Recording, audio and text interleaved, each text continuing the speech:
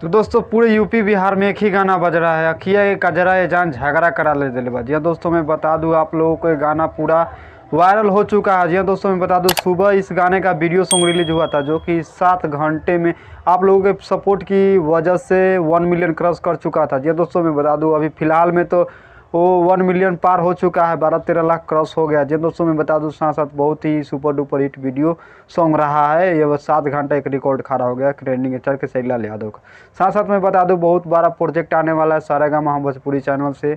आप लोग इंतज़ार अब ख़त्म हो गया है। पानी पानी सॉन्ग, जो कि गाना अब आने वाला, एडिटिंग चल रहा है, कल या परसों आप लोगों के बीच आ जाएगा। तो फिर से तहलका मचाने के लिए आप लोग हो जाइए तैयार, खेसारी फैंस हैं तो। जी दोस्तों, मैं बता दूं अगला कदम जो है ना बहुत ही सुपर डुपर हिट उठाए में ट्रेंडिंग स्टार खेसारी लाल यादव। बादशाह ने उसको गाने में वीडियो किया है और ट्रेंडिंग स्टार खेसारी लाल यादव ने लाजवाब गाना गाया है। तो ये गाना पक्के ट्रेंडिंग में मचाएगा तहलका। तो आप लोग हो जाइए तैयार। आप लोग खेसारी लाल यादव के तगड़े फैन हैं तो प्लीज़ इस यूट्यूब चैनल को सब्सक्राइब कर लीजिए, क्योंकि मैं खेसारी लाल यादव से जुड़े अपडेट लेकर आता रहता हूँ।